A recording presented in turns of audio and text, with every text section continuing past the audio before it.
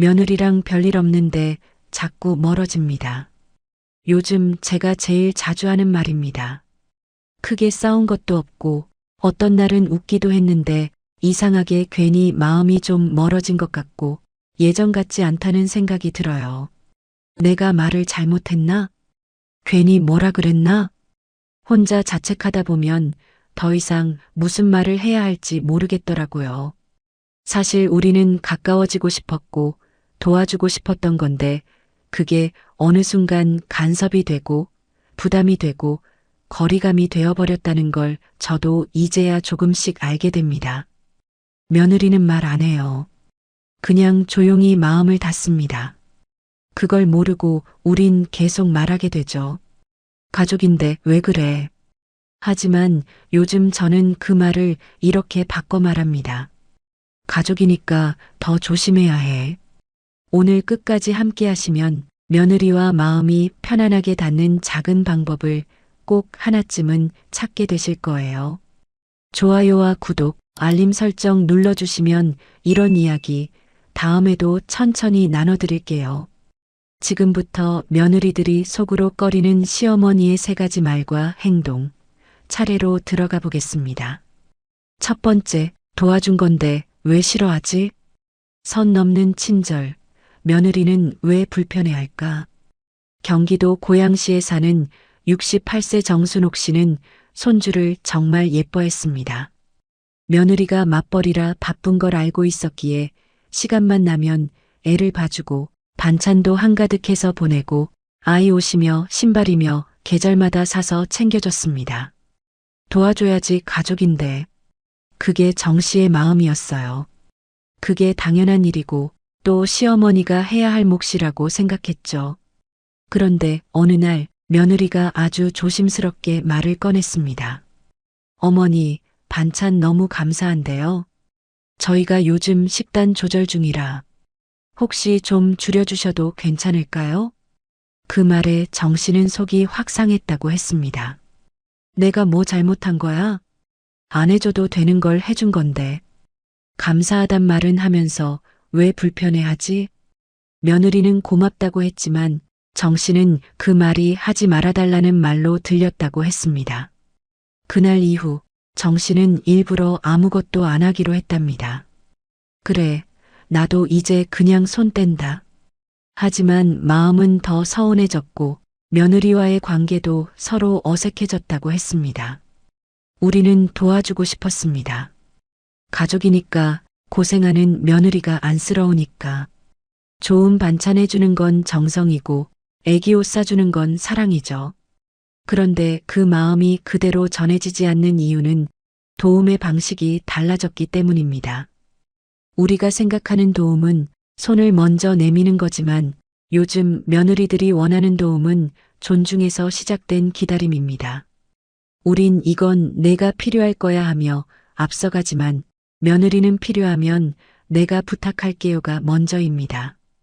이 차이를 모르면 우린 계속 도와주려 하고 며느리는 계속 부담스러워하고 결국 고마움이 간섭으로 바뀌는 상황이 반복됩니다. 예전엔 도와준다는 말이 그냥 고마운 말이었습니다. 누가 해준다면 그게 당연히 호의였고 받는 쪽에선 고맙게 여겼죠. 하지만 요즘은 다릅니다. 도와주겠다는 말도 내 자리를 침범당하는 느낌으로 받아들이는 경우가 많습니다. 특히 육아나 살림 같은 영역은 며느리 입장에선 자기 정체성과 연결된 부분입니다. 아이를 어떻게 키울지, 집을 어떻게 꾸릴지는 내가 선택하고 결정하고 싶은 문제인데 그걸 누가 먼저 나서서 해버리면 내가 부족하다고 여기는 건가 하는 마음이 들기도 해요. 서울여성가족재단의 한 인터뷰 자료에는 이런 말이 나옵니다. 도와준다는 말이 싫은 게 아니라 내 방식을 지우는 게 더 싫다. 중요한 건 우리가 도움이라 여긴 행동이 상대에겐 주도권을 뺏기는 감정으로 다르게 전달될 수 있다는 겁니다. 진짜 도움이 되려면 먼저 물어보는 것부터 시작해야 합니다. 우리는 좋으니까 미리 해주고 싶은 마음이 앞서죠. 그게 당연하고 또 가족이니까 그런 거라고 생각했어요. 그런데 며느리는 다르게 느낍니다. 내가 부탁하지 않았는데 왜 하지? 이런 마음이 먼저 생긴다는 걸 살아보니 이제야 알 것 같더라고요. 그래서 이제는 뭘 하든지 이렇게 먼저 물어보면 됩니다. 이거 해줄까? 이거 하면 너 편할까? 그 한마디만 있어도 그건 간섭이 아니라 존중이 됩니다. 예를 들어 반찬을 싸주고 싶을 때도 혹시 요즘 식단 어떻게 해?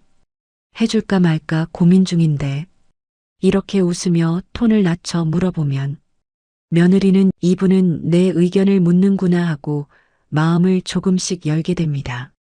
그 다음으로 중요한 건 기다리는 겁니다. 진짜 어른은 도와주는 사람이 아니라 기다려주는 사람이라고 생각해요. 며느리가 먼저 말할 때까지 조급해하지 않고 한 발 물러나 있는 모습, 그게 오히려 신뢰를 줍니다. 도와주고 싶을 땐 말을 아껴두고 이렇게 한마디만 건네보세요. 필요하면 말해줘. 난 언제든 가능해. 그 말 하나면 며느리는 압박 없이 스스로 선택할 수 있게 됩니다. 내가 애 봐줄까? 말고 내가 필요하면 말만 해. 난 언제든 환영이야. 이렇게 말해보세요. 그 말에는 자유가 담겨 있어요. 그러면 어느 날 며느리가 먼저 어머님, 내일 좀 부탁드려요. 하고 말하게 됩니다. 마지막으로 정말 작은 행동 하나까지도 간섭을 줄이는 연습이 필요합니다. 도와준다는 마음이 생각보다 자주 며느리의 자리를 좁히는 결과가 되더라고요. 며느리 집에 갔을 때 있는 그대로 두는 게 제일 큰 배려입니다. 물건이 아무리 어질러 보여도 그 자리에 있는 그대로, 아이 먹는 음식이 낯설어도 그 집 방식 그대로, 무언가 해주고 싶어도 먼저 물어보는 것. 이 세 가지만 지켜도 관계는 훨씬 부드러워집니다. 충남 아산에 사는 66세 조성자 씨는 며느리가 아이 낳고 산후조리할 때 매일같이 반찬을 챙겨다 주셨습니다. 미역국, 장조림, 나물, 맛있다는 말만 들으면 바로 장 봐서 만들었죠. 그런데 며느리는 자꾸 어머니 너무 고생하시잖아요. 저희가 알아서 할게요. 이런 말을 자주 했습니다. 조 씨는 처음엔 고마워하는 줄 알았지만 몇 번 듣다 보니 그 말이 멀게 느껴졌답니다. 그래서 어느 날 딸에게 속내를 얘기했더니 딸이 조용히 말했대요. 엄마, 며느리 입장에선 엄마가 너무 앞서가면 나는 왜 부탁도 안 했는데 그렇게 느껴질 수 있어. 그 말을 듣고 조 씨는 다 내려놨습니다. 반찬도 만들지 않고 대신 필요하면 언제든 얘기해. 난 준비돼 있어. 이 한마디만 남겼대요. 놀랍게도 며느리가 일주일 후 어머니 미역국 다시 먹고 싶어요. 먼저 연락해 왔답니다. 조 씨는 웃으며 말했습니다. 이젠 알겠어요. 도움도 때가 있고 방식이 있더라고요. 세네카는 도움이란 상대가 요청했을 때 주는 것이고 그렇지 않으면 그건 지배가 된다고 말했습니다. 이 말 들으면 들을수록 참 생각이 많아집니다. 내가 주고 싶은 걸 상대가 필요로 하지 않을 땐 그건 부담이고 심할 땐 고통이 되기도 합니다. 진짜 도움은 기다리는 데서 시작된다는 걸 살아보니 알겠더라고요. 며느리가 싫어하는 건 도움을 받는 게 아니라 도움이 내 방식대로 강요될 때입니다. 도와주기 전에 물어보고 기다려주고 작은 간섭을 줄이면 며느리는 부담 대신 신뢰를 느낍니다. 도와주고 싶어서 한 일이었고 우린 진심이었는데 그게 며느리에겐 지나친 배려로 느껴질 수 있다는 걸 이제는 조금 알 것 같습니다. 하지만 마음을 다치게 하는 건 손보다 마를 때가 더 많습니다. 이제 두 번째 이야기를 나눠보려 합니다. 우리로선 아무 생각 없이 꺼냈던 그 말이 며느리에겐 오랫동안 남는 말이 될 수도 있습니다. 두 번째, 그 한마디 그냥 말이 아니었어요. 무심코 던진 말이 며느리에겐 평가로 들릴 때 서울 양천구에 사는 67세 김경순 씨는 명절만 되면 며느리가 어딘가 불편해 보였다고 했습니다. 본인은 살갑게 인사도 하고 음식도 조금만 하자고 했고 쉬엄쉬엄 하라고도 말했는데 며느리의 표정은 자주 굳어 있었답니다. 한 번은 김 씨가 아휴, 요즘 애들은 칼질도 느릿느릿하네 라고 웃으면서 말했는데 그날 이후 며느리가 말을 아꼈다고 합니다. 김 씨는 그게 농담이었다고 했지만 며느리는 그 말을 내가 부족하다는 뜻인가? 또 내가 못한다는 건가? 그렇게 받아들였다고 나중에 들었답니다. 그 한마디가 뭐 그렇게 크게 들렸을까? 김 씨는 그게 아직도 이해가 안 되지만 그날 이후 며느리는 확실히 마음의 문을 닫은 것 같았다고 했습니다. 우리는 그냥 말을 한 겁니다. 딱히 큰 뜻 없이 우리 세대에선 자주 쓰는 농담이고 익숙한 표현이기도 했습니다. 하지만 며느리 입장에선 그 말이 농담이 아니라 평가로 들립니다. 특히 시어머니라는 위치에서 나오는 말은 자연스럽게 상대방을 판단하는 말로 들릴 수밖에 없습니다. 요즘 사람들, 우리 땐 안 그랬어. 너도 이제 엄마니까 내가 좀 참아야지. 이런 말들이 우리에겐 충고지만 며느리에겐 비난처럼 느껴질 수 있다는 걸 우린 잘 몰랐던 겁니다. 요즘은 말 한마디에 민감하다고 우린 느낍니다. 그런데 요즘 며느리들은 자기 방식과 존중받는 감정을 무척 중요하게 생각합니다. 어떤 말보다 어떻게 들릴까를 더 신경 씁니다. 특히 시어머니가 일상 속에서 무심코 하는 말들은 며느리에겐 삶의 기준을 비교하는 말로 느껴질 때가 많습니다. 너도 나중엔 알게 될 거야. 우리 땐 다 그렇게 했어. 그건 너무 예민한 거 아니야? 이런 말은 진심이 담겨 있어도 상대의 입장에선 내가 틀렸어로 들립니다. 우리는 내 생각을 나눈 거지만 그들은 내 방식을 지적당한 것처럼 느끼는 거죠. 그래서 요즘은 말 한마디보다 표정과 눈빛, 가만히 있어주는 순간이 오히려 관계를 더 좋게 만들 수 있습니다. 무언가 알려주고 싶을 때 그 전에 꼭 먼저 해야 할 말이 있습니다. 바로 감탄입니다. 잘했네. 괜찮다. 이렇게도 하네. 이런 말이 먼저 나와야 그 다음 말이 조언이 아니라 존중으로 들립니다. 우리는 자꾸 알려주고 싶어서 이건 이렇고 저건 저렇고 말이 길어지기 쉬운데요. 그 전에 오, 요즘은 이렇게 하는구나. 나는 저 생각 못했는데 괜찮다. 이런 말 한마디면 며느리 마음은 훨씬 더 부드럽게 열립니다. 이건 비교가 아니고 지적도 아니고 그냥 인정입니다. 그 인정을 받으면 며느리는 스스로 우리 얘기를 더 편하게 들으려 합니다. 그리고 두 번째로 말을 조금만 줄여보면 신기하게도 관계가 편해집니다. 많이 말하면 의도와는 다르게 오해도 함께 늘어나기 때문입니다. 하고 싶은 말 중에 딱 한 문장만 줄여보세요. 그것만으로도 말의 무게가 달라집니다. 예를 들어 반찬 잘 만들었더라. 근데 국간장은 조금 덜 넣었으면. 이렇게 말하면 앞에 칭찬도 뒤에 지적으로 덮이게 됩니다. 그럴 땐 그냥 이렇게만 해보세요. 반찬 잘 만들었더라.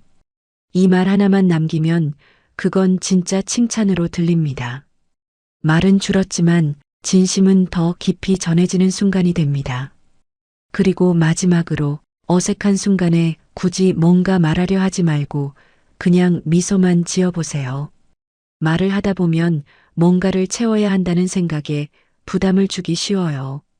어색한 침묵이 올 때 내가 뭔가 말해야겠다는 생각 말고 그냥 미소 한번 그리고 그래 고마워. 이 말 한마디면 그 순간은 충분합니다. 가족이니까 꼭 뭔가를 말해야 할 필요 없습니다. 같이 있는 그 시간 편안한 공기가 되도록 말 대신 미소를 건네보세요. 그게 며느리에겐 가장 편안한 말이 됩니다. 충남 천안에 사는 66세 송영자 씨는 며느리와 대화를 하다 문득 자신이 말이 많았다는 걸 느꼈다고 했습니다.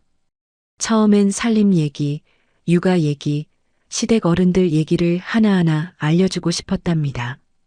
좋은 정보라 생각했지만 며느리는 들을수록 표정이 굳어졌다고 했어요. 그러다 어느 날 송 씨는 그냥 아무 말도 안 하고 그래, 내가 알아서 잘할 거야. 이렇게만 말했답니다. 그랬더니 며느리가 그날따라 눈을 마주치고 미소를 지었대요. 어머니가 저 믿어주셔서 저도 마음이 편해졌어요. 그 말에 송 씨는 한참을 말없이 웃었답니다. 말을 줄였더니 며느리가 나한테 먼저 말을 걸더라고요. 내가 그동안 너무 앞서갔구나 싶었죠. 햇빛이 너무 강하면 그늘을 찾게 되고 바람이 너무 세면 문을 닫게 됩니다. 말도 마찬가지입니다. 의도는 따뜻했지만 강하게 다가간 말은 상대가 문을 닫게 만들어요. 오히려 가만히 햇볕처럼 비추고 살랑이는 바람처럼 다가가면 사람은 마음을 엽니다. 며느리와의 말도 그렇게 살짝 다가가는 게 좋습니다. 한마디 덜하고 한 문장 줄이고 먼저 칭찬하고 그렇게 말이 줄어들수록 며느리의 표정이 훨씬 편해졌다는 걸 저도 요즘 느끼고 있어요. 하지만 이상하죠. 말을 줄이고 나서도 여전히 뭔가 어색한 이 거리감. 왜일까요? 이제 마지막 이야기입니다. 가깝고 싶어서 한 행동들이 어쩌면 거리를 더 벌리게 만들었을 수도 있습니다. 그 이야기를 함께 나눠보겠습니다. 세 번째, 가까워지고 싶은데 점점 멀어져요. 엄마처럼 다가가려다 오히려 어색해지는 이유. 전북 익산에 사는 65세 이숙자 씨는 며느리와 친하게 지내고 싶었습니다. 딸처럼 대하고 싶었고 정이 좀 들었으면 했어요. 그래서 특별한 일이 없어도 문자 자주 보내고 가끔은 전화도 먼저 했고 손주 옷을 사면서 며느리 것도 하나쯤 챙겨주곤 했습니다. 우린 가족이니까 그 마음 하나로 다가갔답니다. 그런데 어느 날 며느리가 조심스레 말했습니다. 어머니, 저는 연락이 너무 자주 오면 죄송하기도 하고 좀 부담스러울 때가 있어요.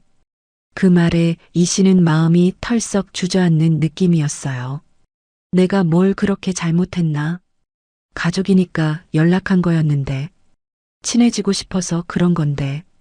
그 이후로 이 씨는 연락을 줄이긴 했지만 그 줄인 연락만큼 서로의 마음도 멀어진 것 같아 한동안 허전함에 울컥하기도 했답니다.